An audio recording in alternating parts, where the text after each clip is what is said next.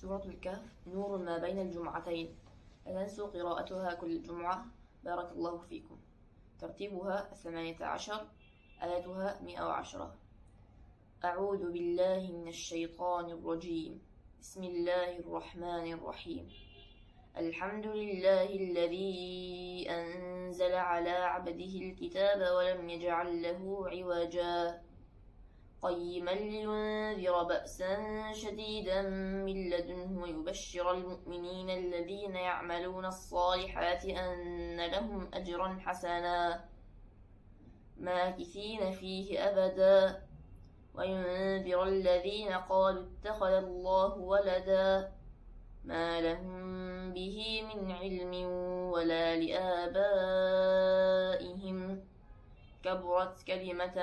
تخرج من أفواههم إن يقولون إلا كذبا فلعلك باخع نفسك على آثارهم إن لم يؤمنوا بهذا الحديث أسفا إنا جعلنا ما على الأرض زينة لها لنبلوهم أيهم أحسن عملا وإنا لجاعلون ما عليها صعيدا جرزا أم حسبت أن أصحاب الكهف والرقيم كانوا من آياتنا عجبا إذ أوى الفتية إلى الكهف فقالوا ربنا آتنا من لدنك رحمة وهيئ لنا من أمرنا رشدا فضربنا على آذانهم في الكهف سنين عددا ثم بعثناهم لنعلم أي الحزبين أحصى لما لبثوا أمدا نحن نقص عليك نبأهم بالحق إنهم فتية آمنوا بربهم وزدناهم هدى وربطنا على قلوبهم إذ قاموا فقالوا ربنا رب السماوات والأرض لن ندعو من دونه إلها لقد قلنا إذا شططا هؤلاء قوم اتخذوا من دونه آلهة لولا يأتون عليهم بسلطان بين فمن أظلم ممن افترى على الله كذبا وإذ اعتزلتموهم وما يعبدون إلا الله فأووا إلى الكهف ينشر لكم ربكم من رحمته ويهيئ لكم من أمركم مرفقا وترى الشمس إذا طلعت تزاور عن كهفهم ذات اليمين وإذا غربت تقرضهم ذات الشمال وهم في فجوة منه ذلك من آيات الله من يهد الله فهو المهتد ومن يضلل فلن تجد له وليا مرشدا وتحسبهم أيقاظا وهم رقود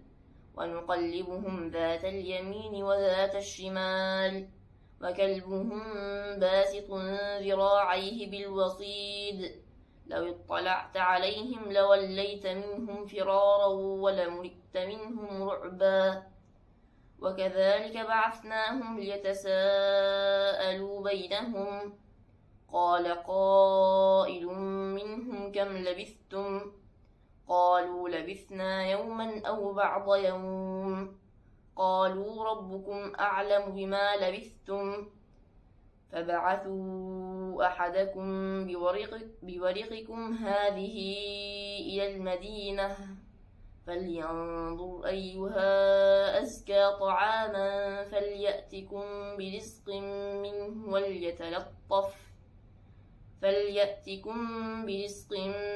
وليتلطف ولا يشعرن بكم أحدا إنهم إن يظهروا عليكم يرجموكم أو يعيدوكم في ملتهم ولن تفلحوا إذا أبدا وكذلك أعثرنا عليهم ليعلموا أن وعد الله حق وأن الساعة الساعة لا ريب فيها إذ يتنازعون بينهم أمرهم فقالوا ابنوا عليهم بنيانا ربهم أعلم بهم قال الذين غلبوا على أمرهم لنتخذن عليهم مسجدا سيقولون 3 رابعهم كلبهم ويقولون 5 سادسهم كلبهم رجما بالغيب ويقولون 7 وثامنهم كلبهم قل ربي أعلم بعدتهم ما يعلمهم إلا قليل فلا تمار فيهم إلا مراء ظاهرا ولا تستفت فيهم منهم أحدا ولا تقولن لشيء إني فاعل ذلك غدا إلا أن يشاء الله واذكر ربك إذا نسيت وقل عسى أن يهديني ربي لأقرب من هذا رشدا ولبثوا في كهفهم 300 سنين وازدادوا 9 قل الله أعلم بما لبثوا له غيب السماوات والأرض أبصر به وأسمع ما لهم من دونه من ولي ولا يشرك في حكمه أحدا واتل ما أوحي إليك من كتاب ربك لا مبدل لكلماته ولن تجد من دونه ملتحدا واصبر نفسك مع الذين يدعون ربهم بالغداة والعشي يريدون وجهه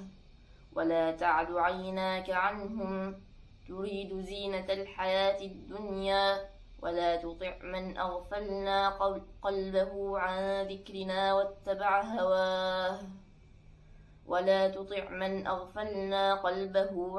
ذكرنا واتبع هواه وكان أمره فرطا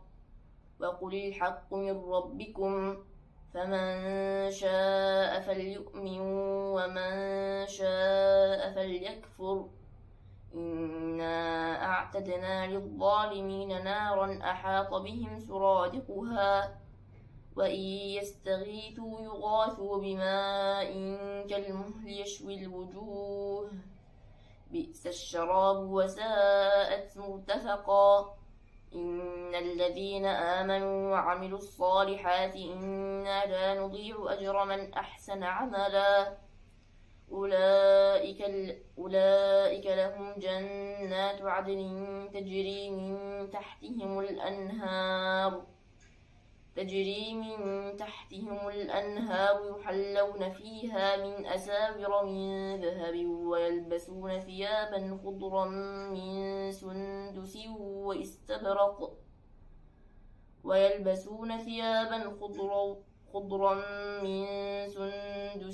واستبرق متكئين فيها على الأرائك نعم الثواب وحسنت مرتفقا واضرب لهم مثل الرجلين جعلنا لأحدهما جنتين من أعناب وحففناهما بنخل وجعلنا بينهما زرعا كلتا الجنتين آتت أكلها ولم تظلم منه شيئا وفجرنا خلالهما نهرا وكان له ثمر فقال لصاحبه وهو يحاوره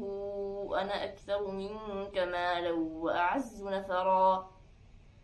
ودخل جنته وهو ظالم لنفسه قال ما أظن أن تبيد هذه أبدا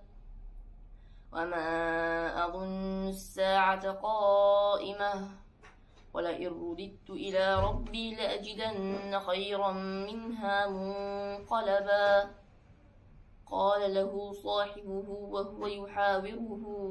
أكفرت بالذي خلقك من تراب ثم من نطفة ثم سواك رجلا لكن هو الله ربي ولا أشرك بربي أحدا. ولولا إذ دخلت جنتك قلت ما شاء الله لا قوة إلا بالله إن ترني أنا أقل منك مالا وولدا فعسى ربي أن يؤتيني خيرا من جنتك ويرسل عليها حسبانا من السماء فتصبح صعيدا زلقا أو يصبح ماؤها غورا فلن تستطيع له طلبا وأحيط بثمره فأصبح يقلب كفيه على ما أنفق فيها وهي خاوية على عروشها ويقول يا ليتني لم أشرك بربي أحدا ولم تكن له فئة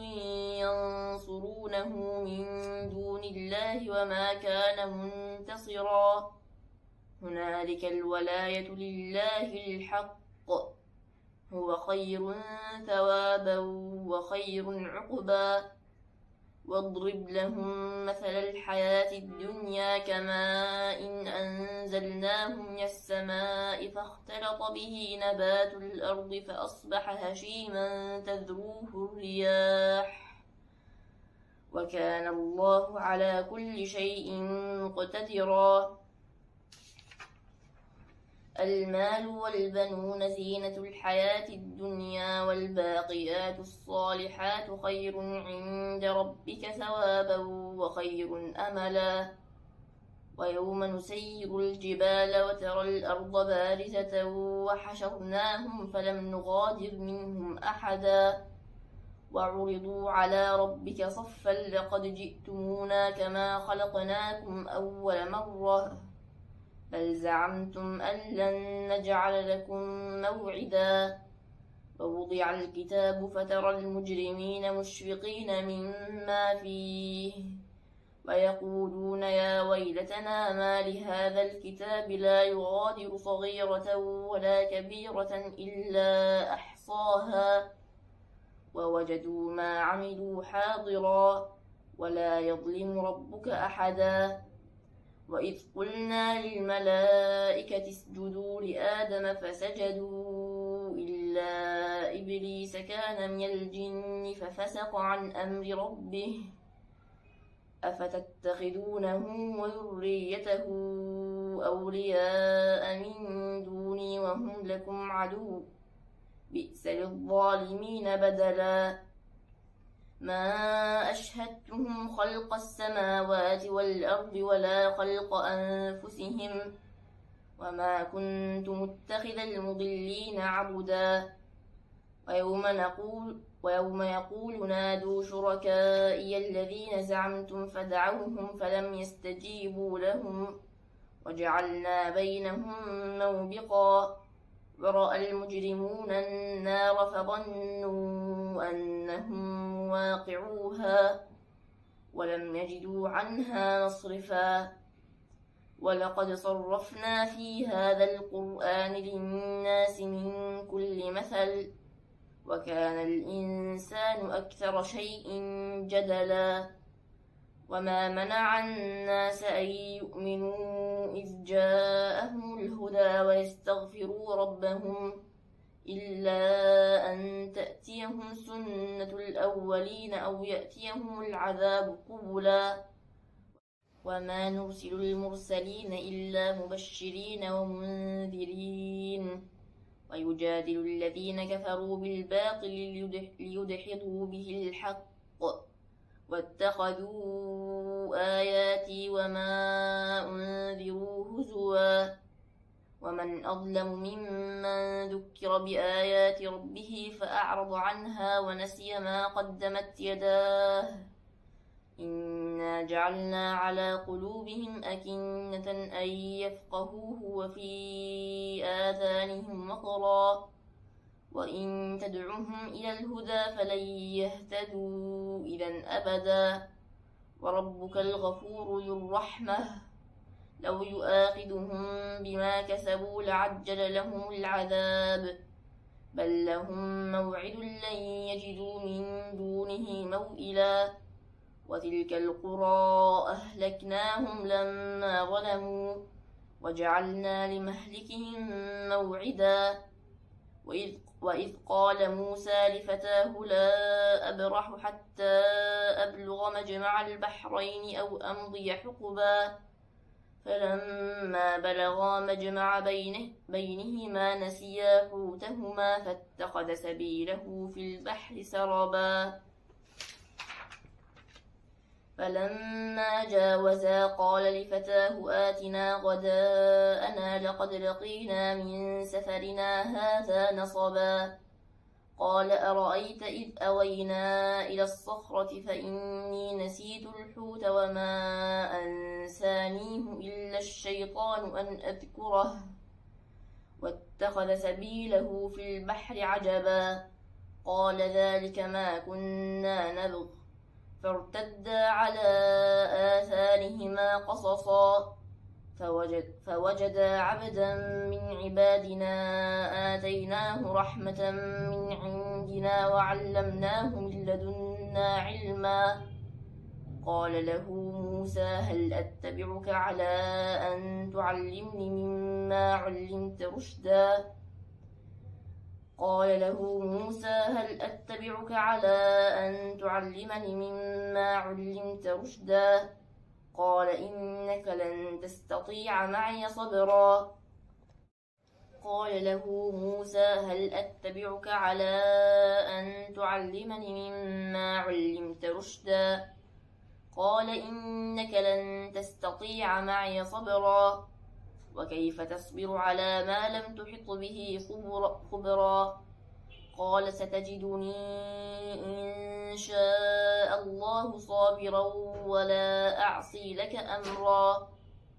قال فإن اتبعتني فلا تسألني عن شيء حتى أحدث لك منه ذكرا فانطلقا حتى إذا ركبا في السفينة خرقها قال أخرقتها لتغرق أهلها لقد جئت شيئا إمرا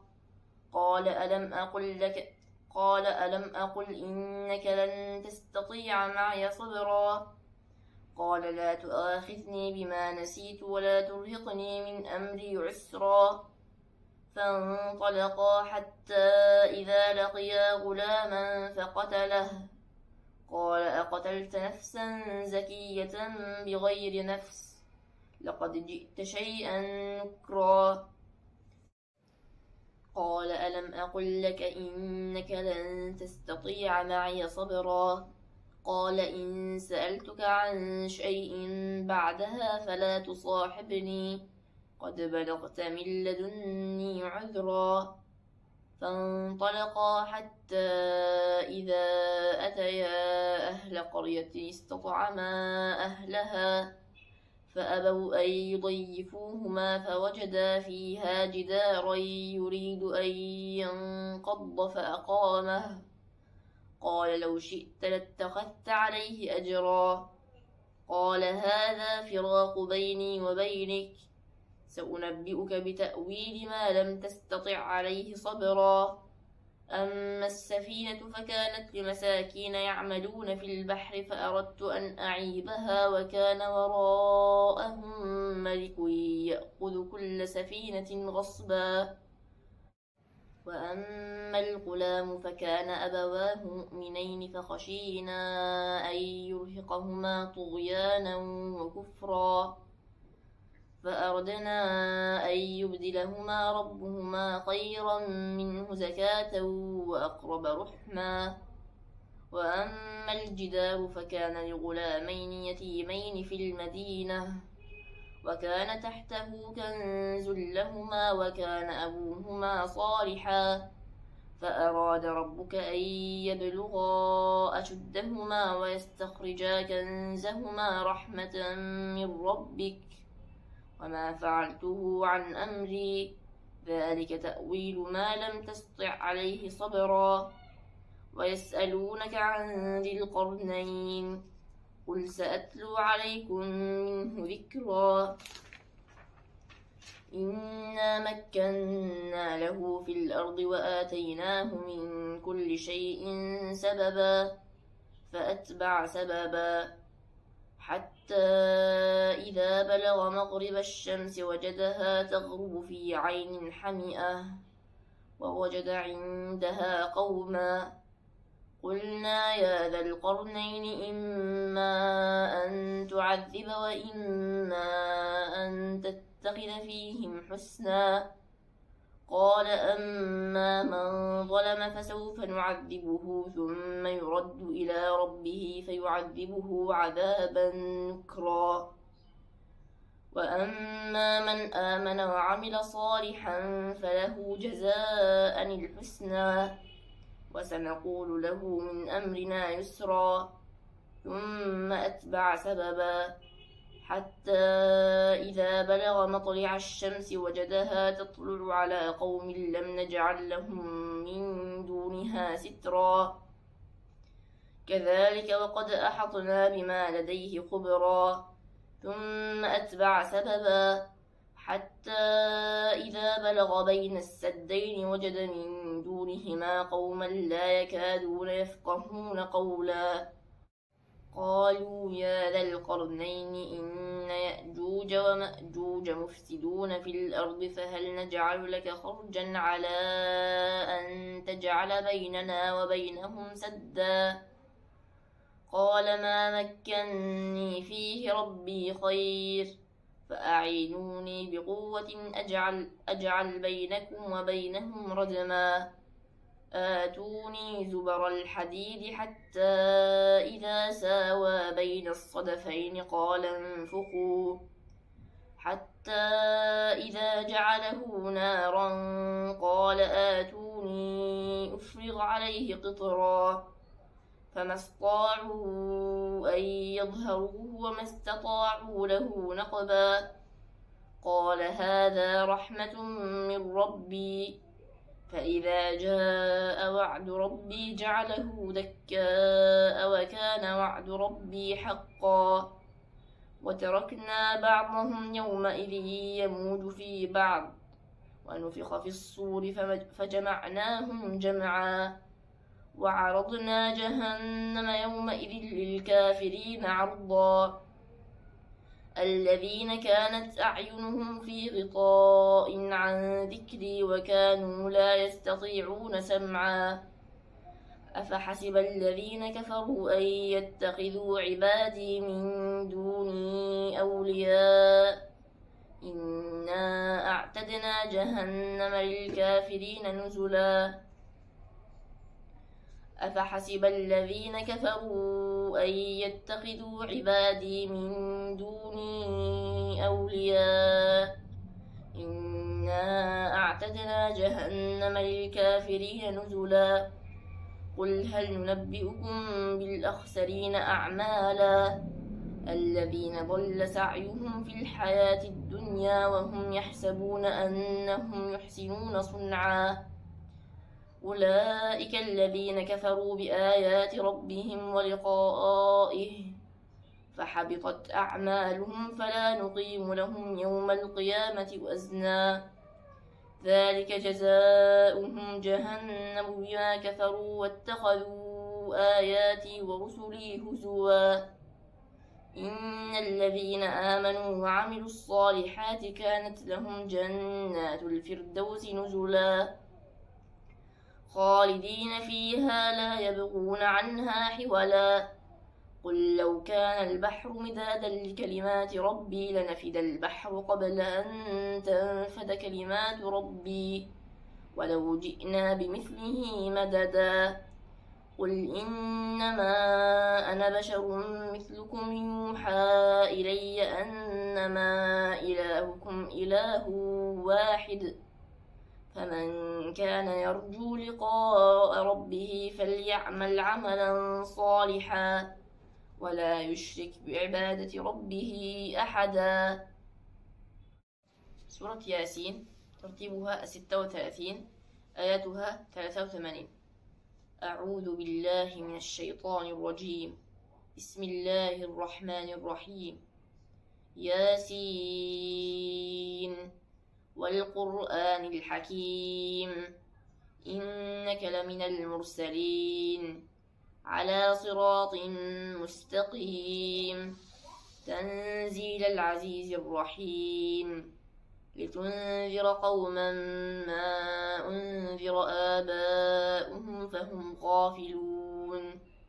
لقد حق القول على أكثرهم فهم لا يؤمنون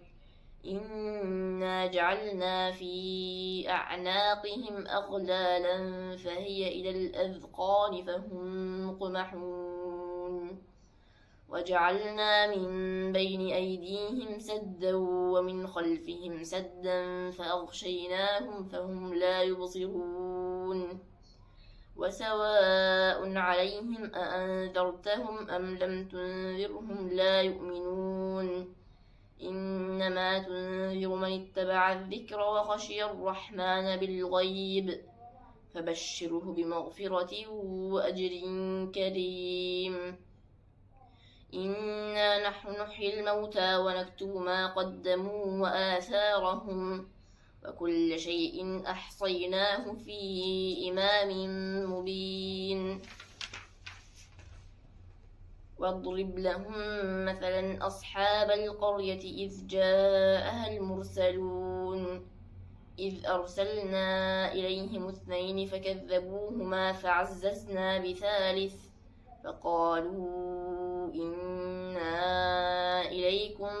مرسلون قالوا ما أنتم إلا بشر مثلنا وما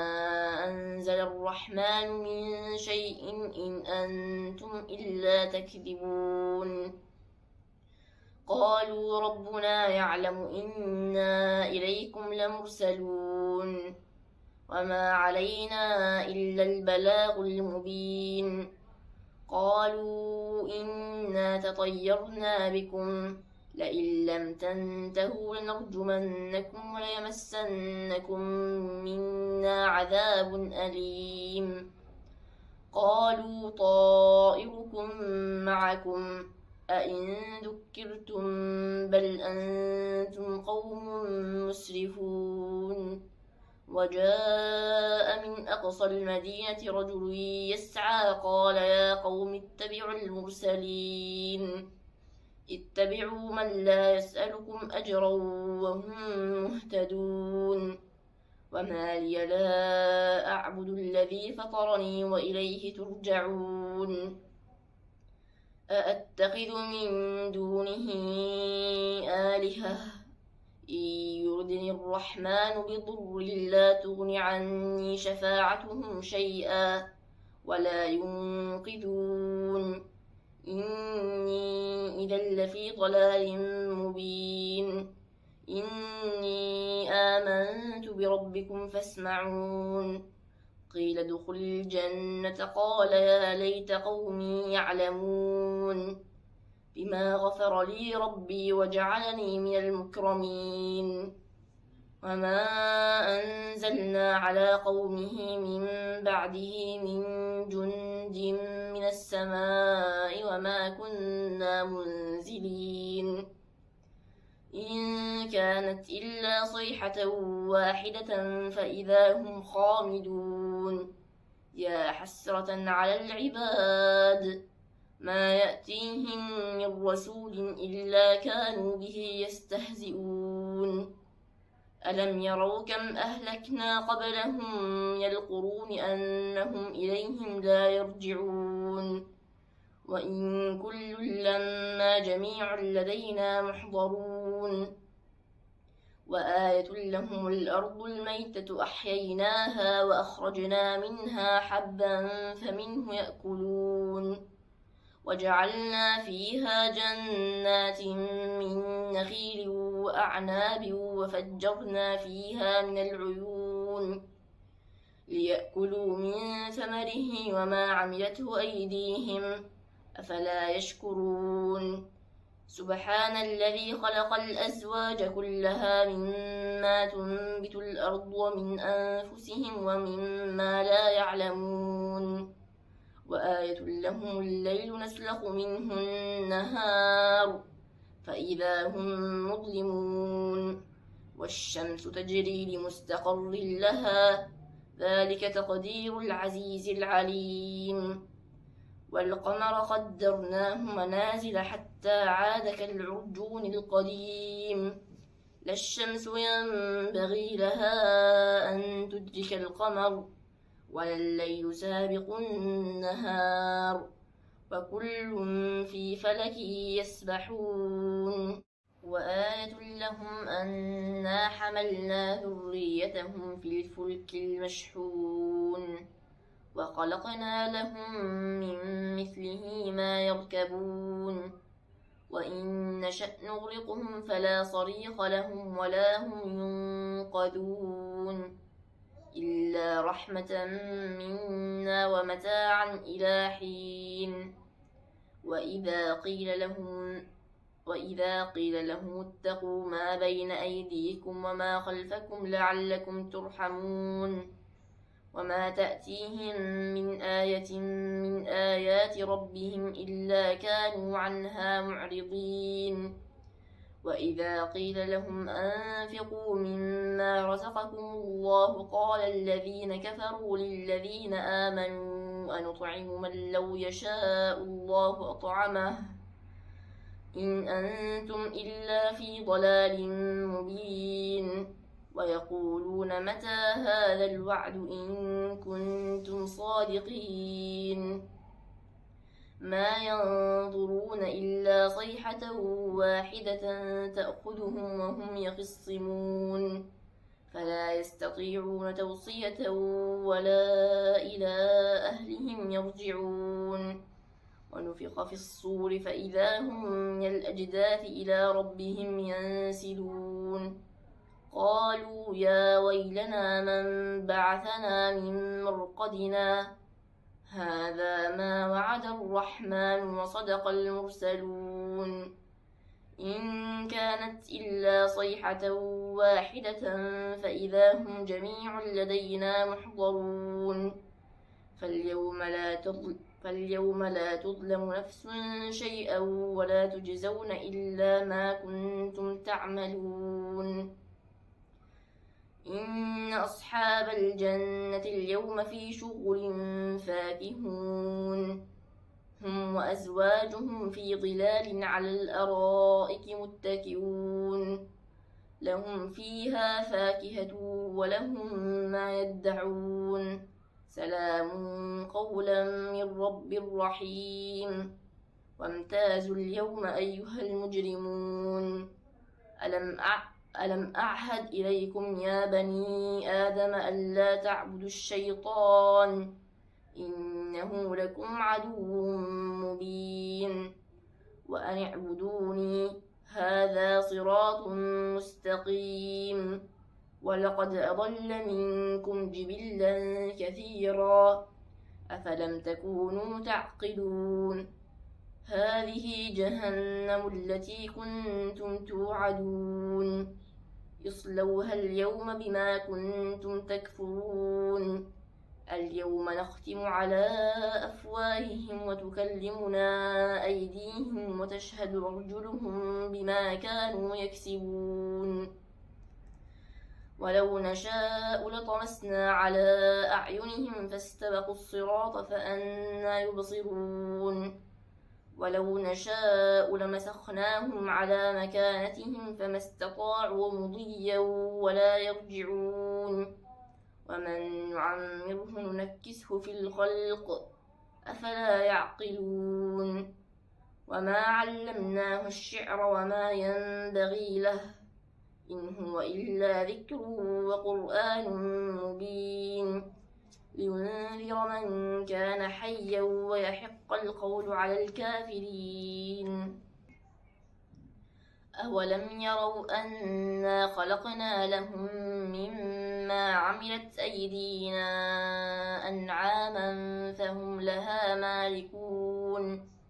وذللناها لهم فمنها ركوبهم ومنها يأكلون ولهم فيها منافع ومشارب أفلا يشكرون واتخذوا من دون الله آلهة لعلهم ينصرون لا يستطيعون نصرهم وهم لهم جند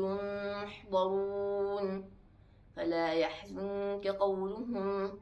إنا نعلم ما يسرون وما يعلنون أولم ير الإنسان أنا خلقناه من نطفة فإذا هو خصيم مبين وضرب لنا مثلا ونسي خلقه قال من يحيي العظام وهي رميم قل يحييها الذي أنشأها أول مرة وهو بكل خلق عليم الذي جعل لكم من الشجر الأخضر نارا فإذا أنتم منه توقدون أوليس الذي خلق السماوات والأرض بقادر على أن يخلق مثلهم بلى وهو الخلاق العليم إنما أمره إذا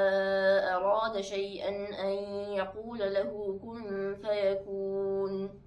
فسبحان الذي بيده ملكوت كل شيء وإليه ترجعون. سورة الصافات ترتيبها 37 آياتها 182. أعوذ بالله من الشيطان الرجيم بسم الله الرحمن الرحيم والصافات صفا فالزاجرات زجرا فالتاليات ذكرا إن إلهكم لواحد رب السماوات والأرض وما بينهما ورب المشارق إنا زينا السماء الدنيا بزينة الكواكب وحفظا من كل شيطان مارد لا يسمعون إلى الملأ الأعلى ويقذفون من كل جانب دحورا ولهم عذاب واصب إلا من خطف الخطفة فأتبعه شهاب ثاقب فاستفتهم أهم أشد خلقا أم من خلقنا إنا خلقناهم من طين لازب بل عجبت ويسخرون وإذا ذكروا لا يذكرون وإذا رأوا آية يستسخرون وقالوا إن هذا إلا سحر مبين أإذا متنا وكنا ترابا وعظاما أإنا لمبعوثون أو آباؤنا الأولون قل نعم وأنتم داخرون فإنما هي زجرة واحدة فإذا هم ينظرون وقالوا يا ويلنا هذا يوم الدين هذا يوم الفصل الذي كنتم به تكذبون احشروا الذين ظلموا وأزواجهم وما كانوا يعبدون من دون الله فاهدوهم إلى صراط الجحيم وقفوهم إنهم مسؤولون ما لكم لا تناصرون بل هم اليوم مستسلمون وأقبل بعضهم على بعض يتساءلون قالوا إنكم كنتم تأتوننا عن اليمين قالوا بل لم تكونوا مؤمنين وما كان لنا عليكم من سلطان بل كنتم قوما طاغين فحق علينا قول ربنا إنا لذائقون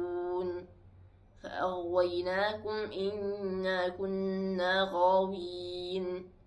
فإنهم يومئذ في العذاب مشتركون إنا كذلك نفعل بالمجرمين إنهم كانوا إذا قيل لهم لا إله إلا الله يستكبرون ويقولون أئنا لتاركو آلهتنا لشاعر مجنون بل جاء بالحق وصدق المرسلين إنكم لذائق العذاب الأليم وما تجزون إلا ما كنتم تعملون إلا عباد الله المخلصين أولئك لهم رزق معلوم فواكه وهم مكرمون في جنات النعيم على سرر متقابلين يطاف عليهم بكأس من معين بيضاء لذة للشاربين لا فيها غول ولا هم عنها ينزفون وعندهم قاصرات الطرف عين كأنهن بيض مكنون فأقبل بعضهم على بعض يتساءلون قال قائل منهم إني كان لي قرين يقول أئنك لمن المصدقين أئذا متنا وكنا ترابا وعظاما أئنا لمدينون قال هل أنتم مطلعون فاطلع فرآه في سواء الجحيم قال تالله إن كدت لتردين ولولا نعمة ربي لكنت من المحضرين أفما نحن بميتين إلا موتتنا الأولى وما نحن بمعذبين إن هذا لهو الفوز العظيم لمثل هذا فليعمل العاملون أذلك خير نزلا أم شجرة الزقوم إنا جعلناها فتنة للظالمين إنها شجرة تخرج في أصل الجحيم طلعها كأنه رؤوس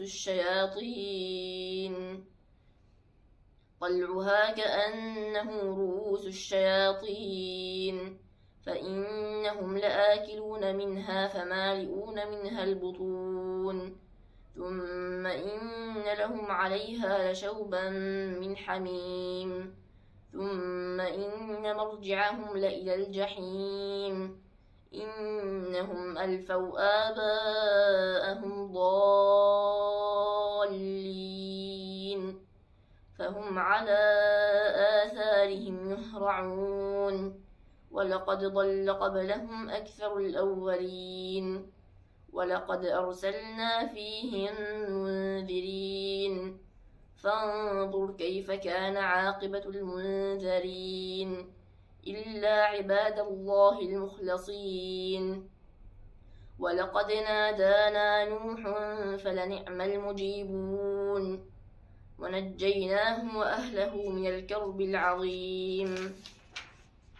وجعلنا ذريته هم الباقين وتركنا عليه في الآخرين سلام على نوح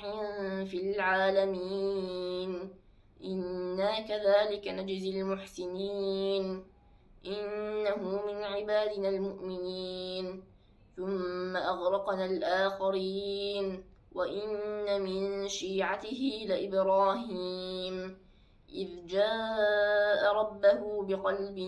سليم إذ قال لأبيه وقومه ماذا تعبدون أئفكا آلهة دون الله تريدون فما ظنكم برب العالمين فنظر نظرة في النجوم فقال إني سقيم فتولوا عنه مدبرين فراغ إلى آلهتهم فقال ألا تأكلون ما لكم لا تنطقون فراغ عليهم ضربا باليمين فأقبلوا إليه يزفون قال أتعبدون ما تنحتون والله خلقكم وما تعملون قالوا ابنوا له بنيانا فألقوه في الجحيم فأرادوا به كيدا فجعلناهم الأسفلين وقال إني ذاهب إلى ربي سيهدين رب هب لي من الصالحين فبشرناه بغلام حليم فلما بلغ معه السعي قال يا بني إني أرى في المنام أني أذبحك فانظر ماذا ترى قال يا أبت افعل ما تؤمر ستجدني إن شاء الله من الصابرين فلما أسلما وتله للجبين وناديناه أي يا إبراهيم قد صدقت الرؤيا إنا كذلك نجزي المحسنين إن هذا لهو البلاء المبين وفديناه بذبح عظيم وتركنا عليه في الآخرين سلام على إبراهيم كذلك نجزي المحسنين إنه من عبادنا المؤمنين وبشرناه بإسحاق نبيا من الصالحين وباركنا عليه وعلى إسحاق ومن ذريتهما محسن وظالم لنفسه مبين ولقد مننا على موسى وهارون ونجيناهما وقومهما من الكرب العظيم ونصرناهم فكانوا هم الغالبين وآتيناهما الكتاب المستبين وهديناهما الصراط المستقيم وتركنا عليهما في الآخرين سلام على موسى وهارون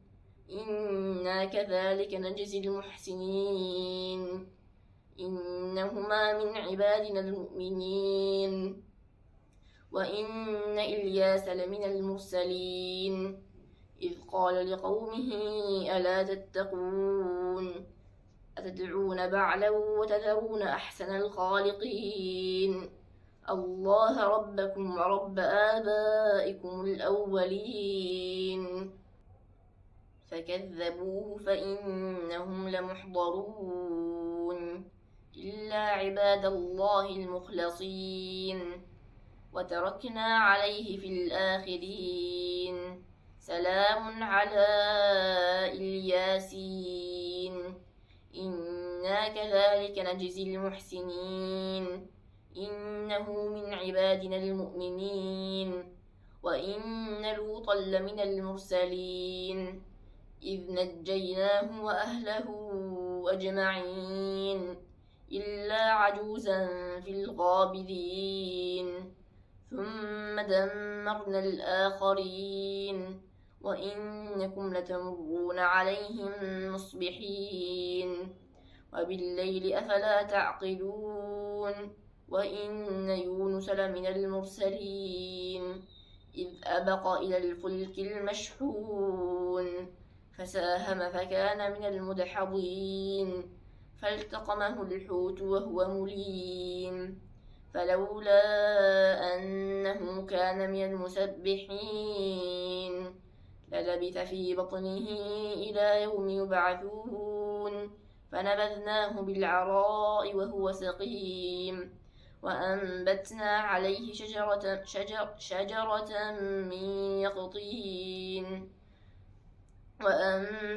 عليه شجرة من يقطين وأرسلناه إلى 100,000 أو يزيدون فآمنوا فمتعناهم إلى حين فاستفتهم ألربك البنات ولهم البنون أم خلقنا الملائكة إناثا وهم شاهدون ألا إنهم من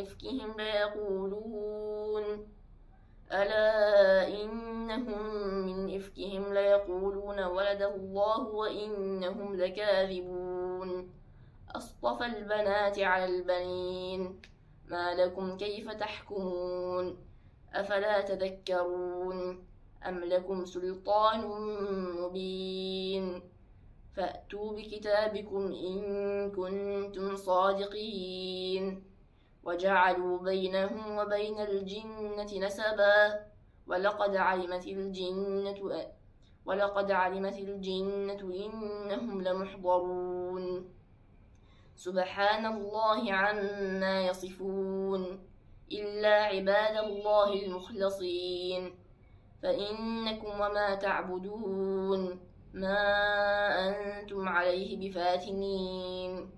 إلا من هو صال الجحيم وما منا إلا له مقام معلوم وإنا لنحن الصافون وإنا لنحن المسبحون وإن كانوا ليقولون لو أن عندنا ذكرا من الأولين لكنا عباد الله المخلصين فكفروا به فسوف يعلمون ولقد سبقت كلمتنا لعبادنا المرسلين إنهم لهم المنصورون وإن جندنا لهم الغالبون فتول عنهم حتى حين وأبصرهم فسوف يبصرون أفبعذابنا يستعجلون فإذا نزل بساحتهم فساء صباح المنذرين وتول عنهم حتى حين وأبصر فسوف يبصرون سبحان ربك رب العزة عما يصفون وسلام على المرسلين والحمد لله رب العالمين. السلام عليكم ورحمة الله وبركاته. سأتلو عليكم اليوم سور من القرآن الكريم. نبدأ بسورة الملك التي تسمى بالمنجية. من يقرأها كل يوم قبل النوم تنجيه من عذاب القبر. ترتيبها 67 آيتها 30. أعوذ بالله من الشيطان الرجيم. بسم الله الرحمن الرحيم. تبارك الذي بيده الملك وهو على كل شيء قدير الذي خلق الموت والحياة ليبلوكم أيكم أحسن عملا وهو العزيز الغفور الذي خلق 7 سماوات طباقا ما ترى في خلق الرحمن من تفاوت فارجع البصر هل ترى من فطور ثم ارجع البصر كرتين ينقلب إليك البصر خاسئا وهو حسير ولقد زينا السماء الدنيا بمصابيح وجعلناها رجوما للشياطين وأعتدنا لهم عذاب السعير وللذين كفروا بربهم عذاب جهنم وبئس المصير إذا ألقوا فيها سمعوا لها شهيقا وهي تفور تكاد تميز من الغيظ كلما ألقي فيها فوج سألهم خزنتها ألم يأتكم نذير قالوا بلى قد جاءنا نذير فكذبنا وقلنا ما نزل الله من شيء إن أنتم إلا في ضلال كبير وقالوا لو كنا نسمع أو نعقل ما كنا في أصحاب السعير فاعترفوا بذنبهم فسحقا لأصحاب السعير إن الذين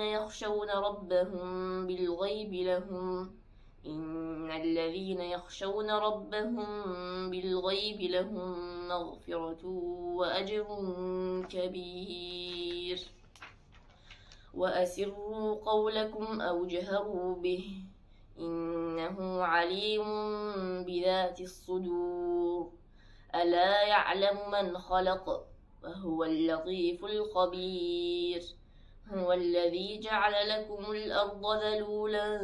فامشوا في مناكبها وكلوا من رزقه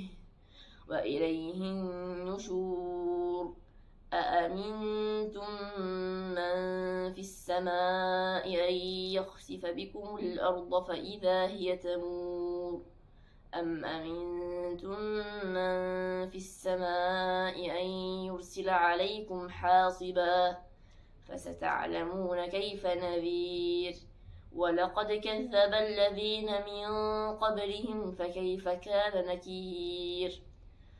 أولم يروا إلى الطير فوقهم صافات ويقبضن ما يمسكهن إلا الرحمن إنه بكل شيء بصير أمن هذا الذي هو جند لكم ينصركم من دون الرحمن إن الكافرون إلا في غرور أمن هذا الذي يرزقكم إن أمسك رزقه بل لجوا في عتو ونفور أفمن يمشي مكبا على وجهه أهدى أمن يمشي سويا على صراط مستقيم قل هو الذي أنشأكم وجعل لكم السمع والأبصار والأفئدة قليلا ما تشكرون قل هو الذي ذرأكم في الأرض وإليه تحشرون ويقولون متى هذا الوعد إن كنتم صادقين قل إنما العلم عند الله وإنما أنا نذير مبين فلما رأوه زلفة سيئت وجوه الذين كفروا وقيل هذا الذي كنتم به تدعون قل أرأيتم إن أهلكني الله ومن معي أو رحمنا فمن يجير الكافرين من عذاب أليم قل هو الرحمن آمنا به وعليه توكلنا فستعلمون من هو في ضلال مبين قل أرأيتم إن أصبح ماؤكم غورا فمن يأتيكم بماء معين. سورة الواقعة هي جالبة الرزق ومانع الفقر والله أعلم. ترتيبها 56 آياتها 96. أعوذ بالله من الشيطان الرجيم. بسم الله الرحمن الرحيم. إذا وقعت الواقعة ليس لوقعتها كاذبة خافضة رافعة إذا رجت الأرض رجا وبست الجبال بسا فكانت هباء منبثا وكنتم أزواجا ثلاثة فأصحاب الميمنة ما أصحاب الميمنة وأصحاب المشأمة ما أصحاب المشأمة والسابقون السابقون أولئك المقربون في جنات النعيم ثلة من الأولين وقليل من الآخرين على سرر موضونة متكئين عليها متقابلين يطوف عليهم ولدان مخلدون بأكواب وأباريق وكأس من معين لا يصدعون عنها ولا ينزفون وفاكهة مما يتخيرون ولحم طير مما يشتهون وحور عين كأمثال اللؤلؤ المكنون جزاء بما كانوا يعملون لا يسمعون فيها لغوا ولا تأثيما إلا قيلا سلاما سلاما. وأصحاب اليمين ما أصحاب اليمين في سدر مخضود وطلح منضود وظل ممدود وماء مسكوب وفاكهة كثيرة لا مقطوعة ولا ممنوعة وفرش مرفوعة إنا أنشأناهن إنشاء فجعلناهن أبكارا عربا أترابا لأصحاب اليمين ثلة من الأولين وثلة من الآخرين. وأصحاب الشمال ما أصحاب الشمال في سموم وحميم وظل من يحموم لا بارد ولا كريم. إنهم كانوا قبل ذلك مترفين وكانوا يصرون على الحنث العظيم وكانوا يقولون أئذا متنا وكنا ترابا وعظاما أئنا لمبعوثون أو آباؤنا الأولون قل إن الأولين والآخرين لمجموعون إلى ميقات يوم معلوم. ثم إنكم أيها الضالون المكذبون لآكلون من شجر من زقوم فمالئون منها البطون فشاربون عليه من الحميم فشاربون شرب الهيم هذا نزلهم يوم الدين نحن خلقناكم فلولا تصدقون أفرأيتم ما تمنون أأنتم تخلقونه أم نحن الخالقون نحن قدرنا بينكم الموت وما نحن بمسبوقين على أن نبدل أمثالكم وننشئكم فيما لا تعلمون ولقد علمتم النشأة الأولى فلولا تذكرون ولقد علمتم النشأة الأولى فلولا تذكرون أفرأيتم ما تحرثون أأنتم تزرعونه أم نحن الزارعون لو نشاء لجعلناه حطاما فظلتم تفكهون إنا لمغرمون بل نحن محرومون أفرأيتم الماء الذي تشربون أأنتم أنزلتموه من المزن أم نحن المنزلون لو نشاء جعلناه أجاجا فلولا تشكرون أفرأيتم النار التي تورون أأنتم أنشأتم شجرتها أم نحن المنشئون نحن جعلناها تذكرة ومتاعا للمقوين فسبح باسم ربك العظيم فلا أقسم بمواقع النجوم وإنه لقسم لو تعلمون عظيم إنه لقرآن كريم في كتاب مكنون لا يمسه إلا المطهرون تنزيل من رب العالمين أفبهذا الحديث أنتم مدهنون وتجعلون رزقكم أنكم تكذبون فلولا إذا بلغت الحلقوم وأنتم حينئذ تنظرون ونحن أقرب إليه منكم ولكن لا تبصرون فلولا إن كنتم غير مدينين ترجعونها إن كنتم صادقين. فأما إن كان من المقربين فروح وريحان وجنة نعيم. وأما إن كان من أصحاب اليمين فسلام لك من أصحاب اليمين.